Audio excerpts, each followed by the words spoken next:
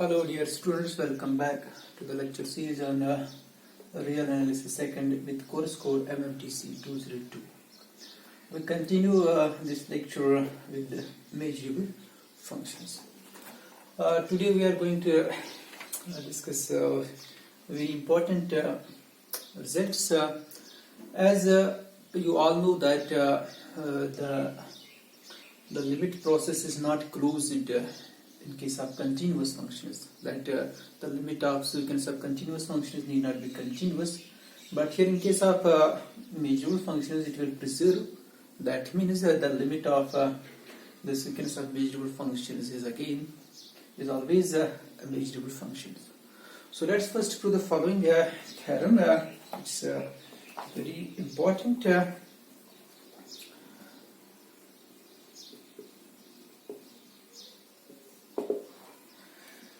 And the theorem is if f is a measurable function, if f from x to r is measurable and g is a function from x to r such that f is equal to g almost everywhere, then g is a measurable function. Then g is a measurable function. So f is a function which is measurable from x to r, and g is any function such that it's equal to f almost everywhere. Then you will see that this function g is also a measurable function.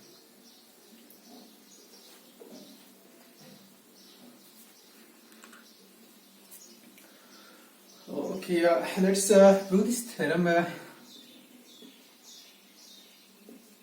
Now, since f is equal to g almost everywhere, so let's take this set. If A is the set of the points in x such that fx is not equal to gx. Fx is not equal to gx. Since f is equal to g almost everywhere, therefore this set must be a null set. So then mu star outer measure of A is equal to 0. So therefore A is measurable. Therefore A is measurable, and hence A complement is also measurable, and hence because it's a null set and every null set is measurable, and hence A complement is also measurable. Okay, now we see that we need to show that this G is also measurable. So let O be any open set in R. We show that G inverse of O is a measurable subset of X. We show that G inverse of O is measurable subset of X. So to prove G is measurable, we have to show that inverse image of open set is a measurable set. Since this F is measurable, therefore F inverse of O is always a measurable subset of X. Now we prove this G inverse of O is also a measurable subset of X. So we have these two sets, they are equal. A complement intersection G inverse O is same as A complement intersection F inverse O. Okay, this is star. So these two sets are actually equal, and you can prove this by proving that this one is subset of that, and this is subset of this. And so let's choose to prove star, to verify star. Take any point, take any x belongs to A complement intersection G inverse O. Okay. So then this X is in A complement and X also belongs to G inverse.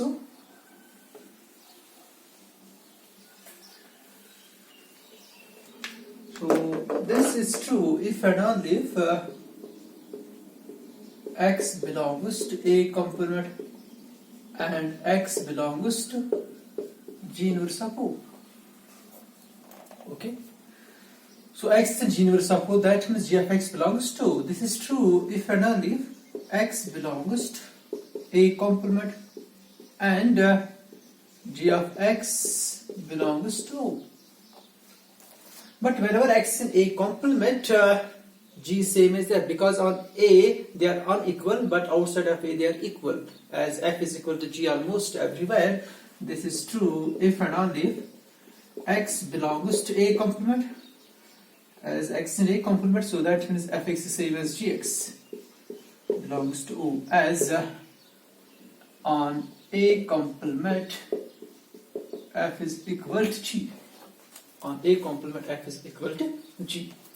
So this is true if and only if X belongs to A complement and X belongs to F inverse of O. And this is true if and only if X belongs to A complement intersection F inverse of O. So that proves star.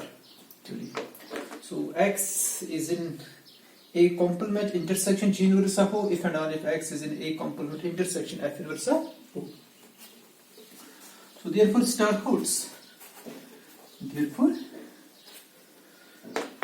star holds. Therefore star holds. Okay. Also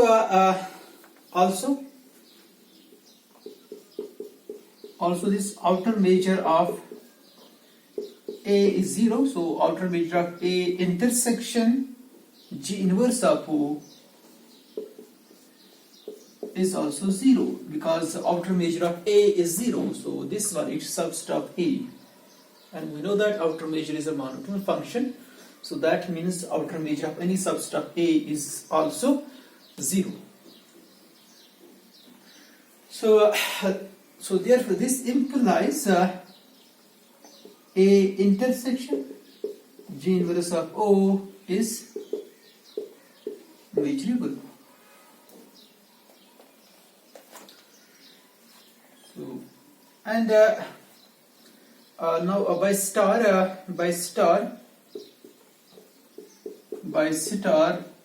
A complement intersection G inverse of O is also measurable,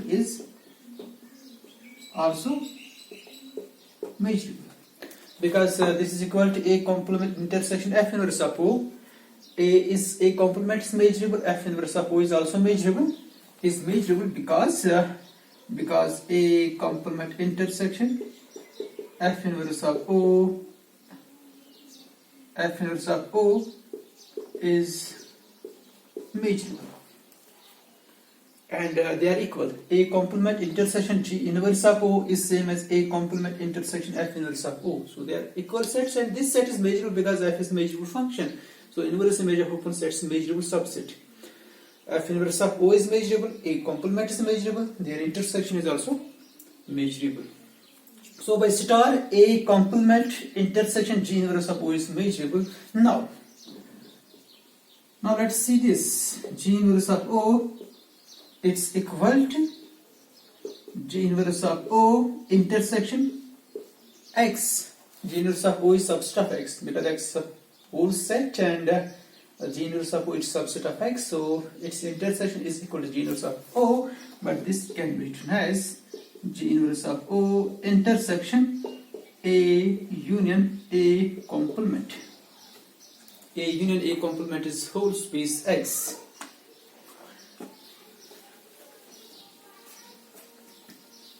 So it's equal to, that implies G inverse of O is equal to G inverse of O intersection A union G inverse of O intersection A complement, and both the sets are measurable. G inverse of A intersection G inverse of O is measurable, and A complement intersection G inverse of O is also measurable. So which is a measurable set? Which is measurable? So hence G is measurable, because G inverse of O is measurable. Hence G is a measurable function. So therefore, whenever f is measurable and G is a function which is equal to f almost everywhere, then G is also measurable function.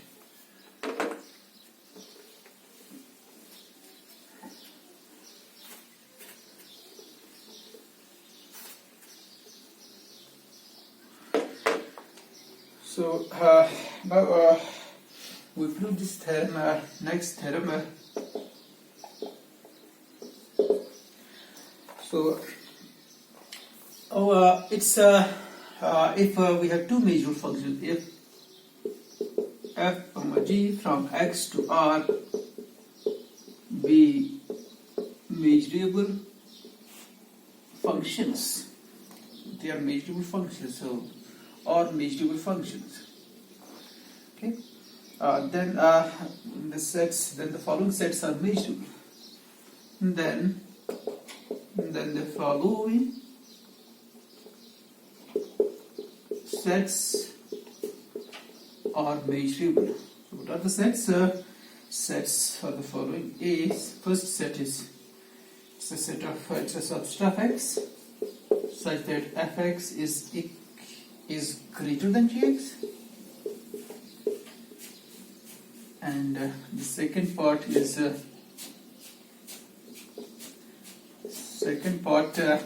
B part is the set of the points x belongs to x such that fx greater or equal to gx, fx greater or equal to gx, and the last part is fx equal to gx.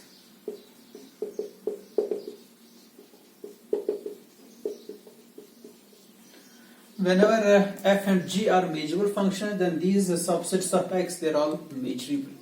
The points where fx is greater than gx, the points where fx is greater or equal to gx, and the points where fx equal to gx, they are all measurable subsets of x. Let's prove first part.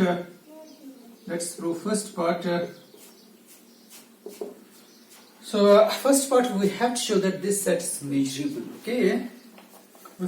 Let's take the enumeration of set of rational number. That as we know that the set of rational is countable, so we can enumerate the points of set of rational numbers. So let's take the following enumeration. Let R1, R2, so on and so forth be the enumeration of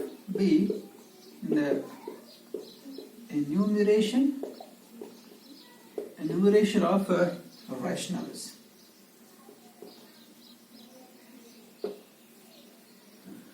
And then this following hold.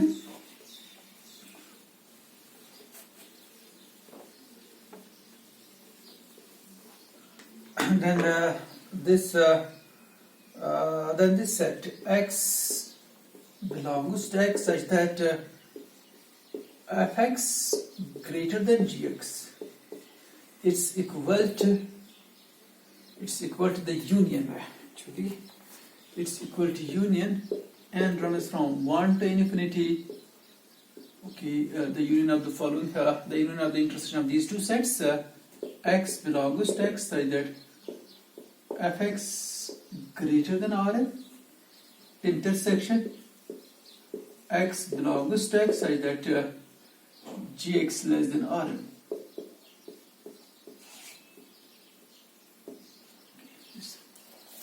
This set is equal to the union of the intersection of these two sets. So name it star.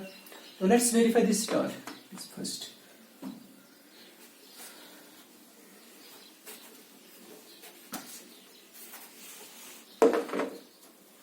Okay, to verify star,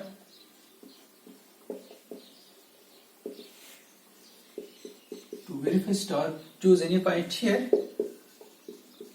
choose x belongs to the set, or you can write it as say y, okay, y belongs to this set, x belongs to x, such that fx greater than gx, okay. But we know that the set of rationals is dense in set of real numbers. So between any two real numbers there is a rational number. So these fx and gx, they are real numbers, and fx is greater than gx, so there must be a rational number between these two real numbers. But this r1, r2, so on and so forth, this is the enumeration of rational. This is the set consisting of all rationals.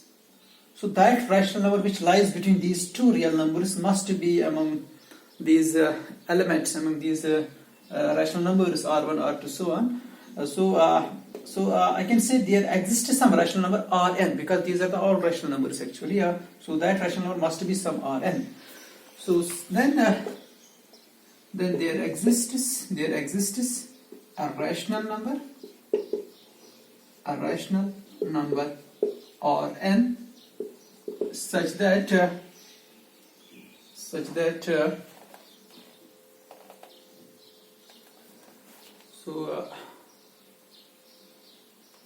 there is a rational number Rn such that fx is it's in between, okay, so fy is greater than gy actually, because y is in this set, so fy is greater than gy, so that means fy must be greater than Rn and greater than gy, okay. Y is in this set, so that means fy is greater than gy, and Rn is the enumeration of rational numbers, so there must be some rational number Rn such that fy greater than y, greater than Rn, and greater than gy. So between any two reals there is a rational number. So fy and gy, they are the real numbers, and fy is greater than gy, so there is some rational number between these two reals, fy and gy. Let's take that rational number is Rn. It's a rational number. So that implies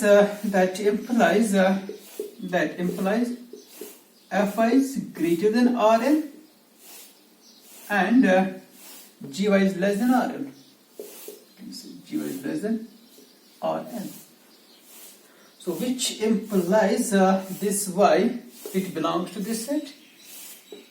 Y belongs to the set, x belongs to x, such that fx greater than Rn, because fy is greater than Rn, and y belongs to the set x belongs to x, such that gx less than Rn, gx less than Rn, gx less than Rn.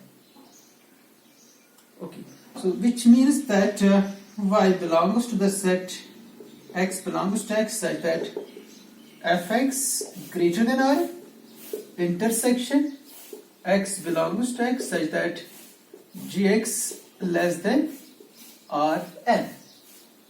So y belongs to this intersection.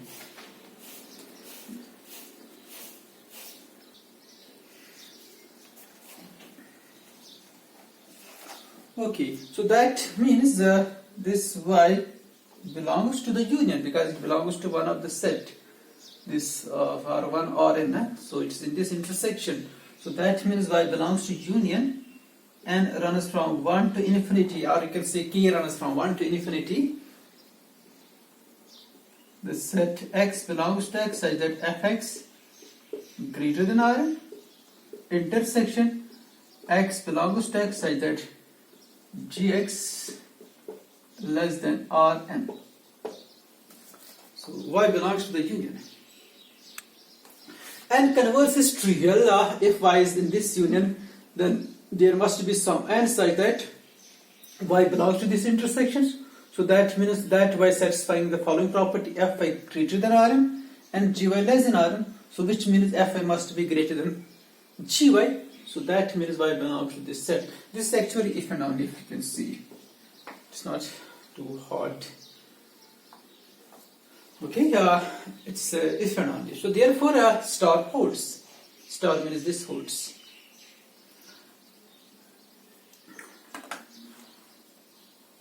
Okay, so therefore star holds.